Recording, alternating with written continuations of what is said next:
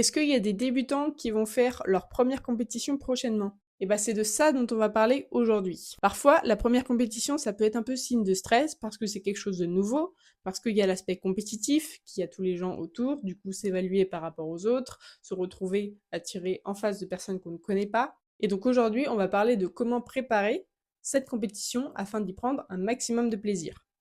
Donc dans un premier temps, il faut s'assurer d'avoir tout ce qu'il faut pour cette compétition, à savoir la licence que tu vas présenter au greffe. Le mieux pour moi, c'est que tu sois accompagné de ton entraîneur pour cette première compétition, comme ça il te montre exactement comment ça se passe, il t'emmène à droite, à gauche, et vraiment tu découvres avec quelqu'un qui connaît les lieux.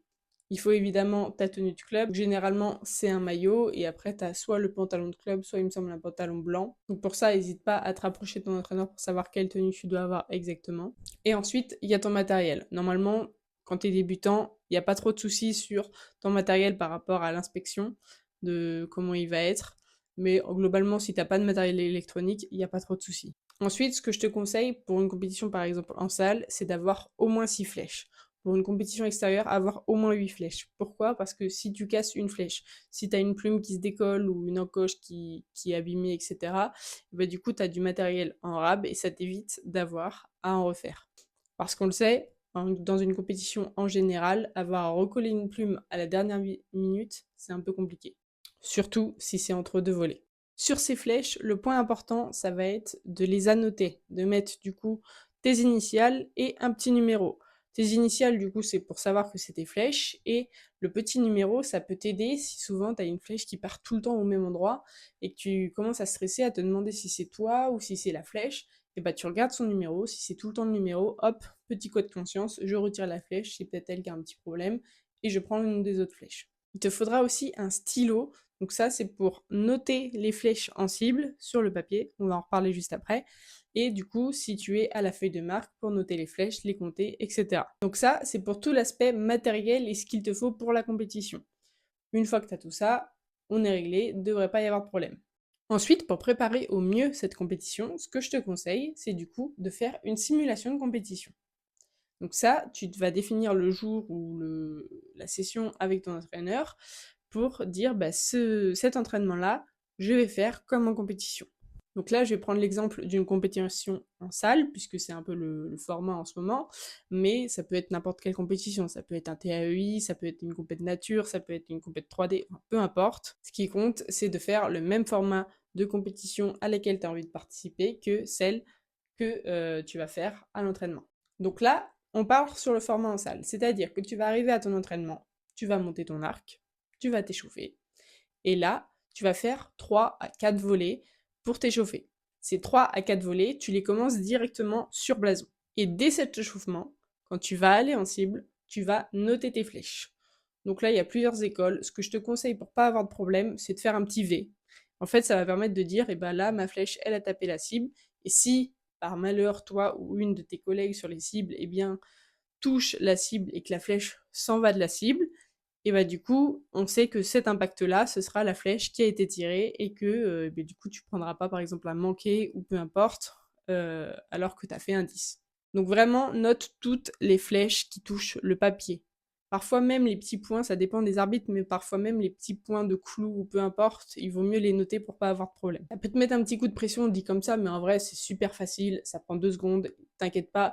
Souvent les arbitres ils revérifient vite fait avant les volets, voir si tout a été coché.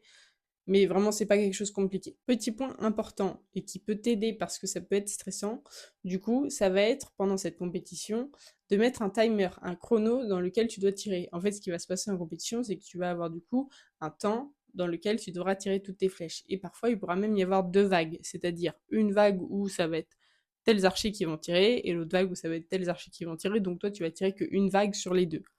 Et donc ça, c'est un peu compliqué de faire à l'entraînement 2 vagues et ça va te faire perdre du temps, mais du coup, tu peux garder le chrono pour toi t'habituer à tirer dans les temps. Donc là, le chrono, par exemple, en salle, c'est 120 secondes, en extérieur, c'est 240 secondes. Ce chrono-là, ça peut être soit ton entraîneur qui te le fait, soit sur une application.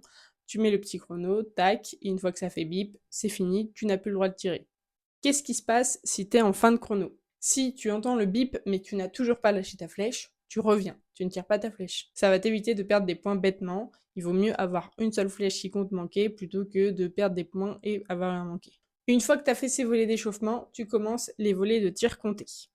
Donc là, même principe, tu tires tes flèches avec le chrono, quand tu vas en cible, tu marques les flèches, mais ce qui va changer la donne du coup, c'est que tu vas avoir la feuille de marque sur laquelle tu vas noter tes flèches. Donc là encore, vois avec ton entraîneur ou regarde sur internet pour télécharger et imprimer une fiche de marque. Ça va te permettre vraiment de découvrir comment c'est, où est-ce que tu dois noter les flèches, où est-ce que tu dois noter le total, où est-ce que tu dois signer, etc. En général, c'est tout basique. C'est un petit tableau, tu notes tes 3 flèches que tu as tirées, le total, et à la deuxième volée, tu fais la même chose, mais en plus du total, tu vas noter le cumul.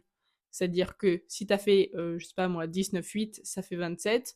Deuxième volée, tu as fait 10, 10, 10, ça fait 30. Ce qui fait en tout, du coup, 57. Et ça, tu vas le faire jusqu'à la fin des 10 volets pour obtenir un score sur 300 points. Une fois que tu as fait ça, tu fais une petite pause, une pause de 15 minutes environ, si tu as le temps. Si vraiment, avec l'entraînement, tout ça, tu n'as pas un créneau assez large, tu peux essayer de faire une pause un peu plus courte, voire même de ne pas faire de pause, mais il faut bien que tu te dises que pendant la compétition, tu auras une petite pause qui va te permettre de manger, d'aller aux toilettes, de te reposer l'esprit. Vraiment, tu as une petite pause. Une fois que tu as fait ce tir compté, il y a 2 choses à bien vérifier. Petit 1, qu'il n'y ait pas d'erreur de calcul. Petit 2, que tu aies bien signé ta feuille de marque. Toi, tu l'es signée, mais aussi que la contre-marque l'ait signée. Une fois que tout ça c'est fait, en fait, ta compétition, elle va être finie. Donc, ton entraînement, il va être fini aussi. Si toi, il te reste du temps, bah tant mieux. Si tu veux dérouler un peu sur paille ou peu importe, tu peux le faire.